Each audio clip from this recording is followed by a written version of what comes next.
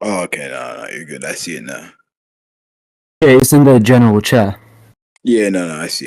You're good. Very informative.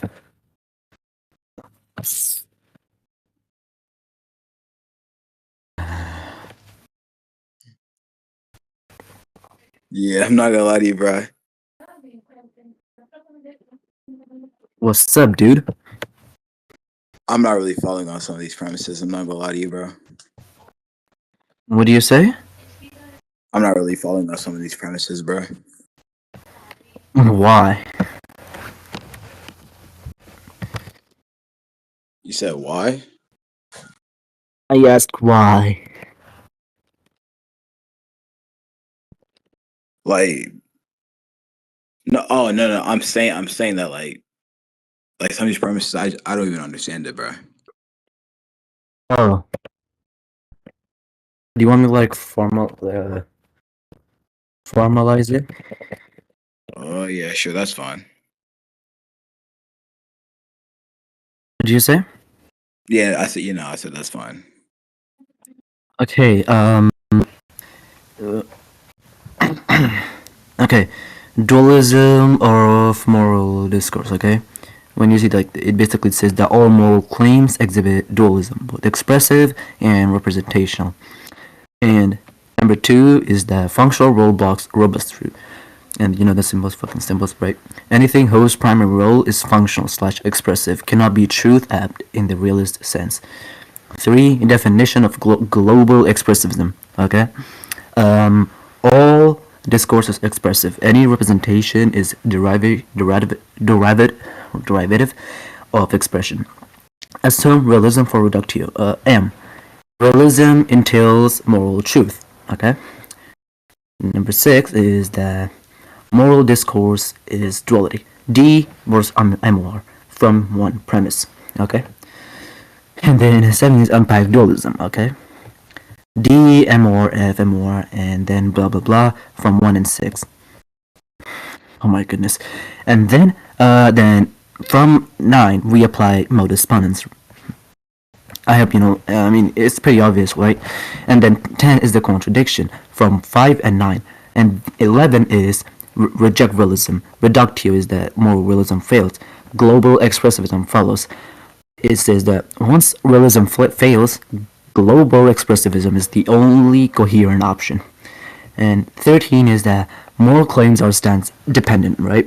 Representation in moral discourse is derivative of attitudes. Truth depends on stances. And in subjective morality, all moral claims are stance dependent. Therefore, subjective morality is true.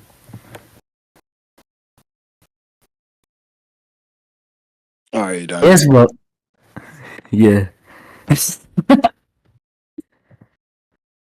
Oh, so let me get this right. Premise number one is basically just a, it's like sort of like a definition. You're just giving like a sort of meaning for it. And then premise. No, that's premise three. That's premise three. Definition of global expressivism. Okay. So for premise number two, you're actually making a claim here. Okay. Do you want me to like justify a premise two? Like, do you want me to give you the justification of premise two? You can justify it. Yeah, go ahead. What do you say? Yeah, that's fine. Oh, okay. Um, let me think.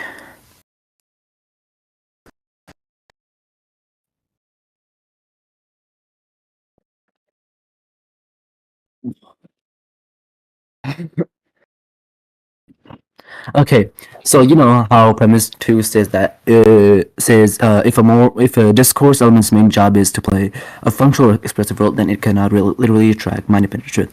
I'm gonna give you the justification. Okay. What's it called again? You know how expressive function and robust truth tracking are incompatible roles. Like if something's main purpose is like express a coordinate, it can be the kind of thing that tracks independent facts in the realist sense.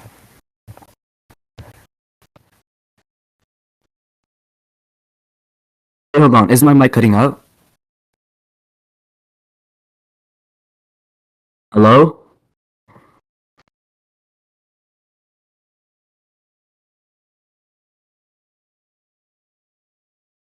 You there?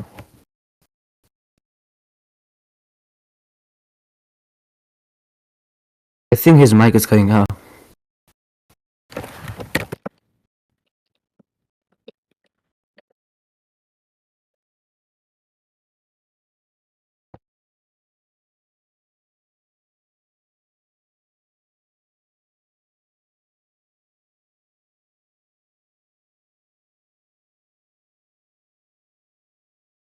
Jazz, you there, bro? Brother.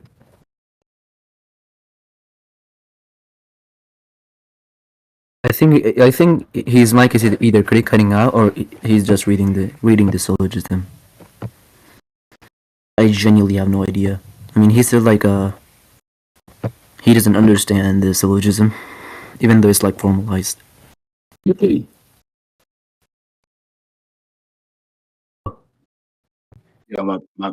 My dad was calling me. That's my bad.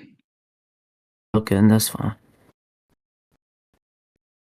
So like, did you hear what I just said? Yeah. Only up to the middle part. You can restart that again. What did you say? You can like restart it again. Oh, my bad. Okay, so premise 2 says that anything whose primary role is functional or expressive cannot be truth apt in the robust relative sense. Okay, basically the idea is here is basically simple. Okay, when the main purpose of a statement or claim is to express attitudes, coordinate behavior, or guide commitments, it isn't actually trying to describe an independent reality. Its meaning is tied to what people think, feel, or intend, not to facts out there in the world. Even if such a statement looks like it's representing something. For example, when we make moral claims like quote unquote stealing is wrong, any representation it has is derivative, parasitic, holy shit, parasitic on the underlying expression of attitudes. The claim might line up with reality by chance, right? But that alignment doesn't make it truth apt in the sense that a fact-tracking statement is. Its primary purpose, as you may know, that is so expressive, not representational. This is why functional or expressive discourse and robust truth tracking are fundamentally incompatible, right? Right? I hope you know. Oh, right. Holy shit. Expressive statements. Hold on.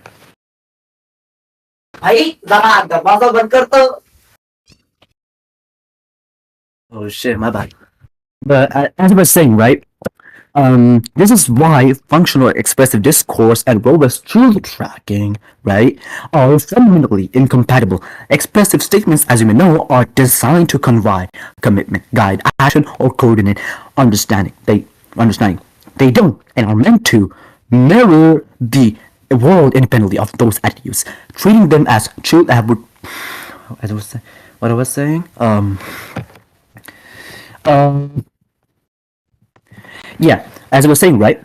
Treating them as truth app would presuppose that they were created to track mind independent facts. Exactly the assumption that global expressivism rejects. So basically, what I was saying is that in a sense, right, if something exists to express a coordinate, its quote unquote truth is always tied to the stance being expressed. It cannot, by its very nature, be robustly true that in the realist sense. All right.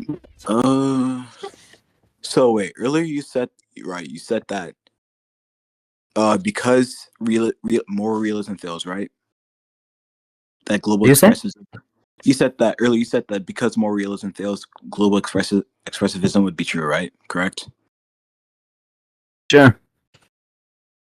So my response to this is that why can't there be like other alternatives to this, such as there being the option that hold up, let me think of one.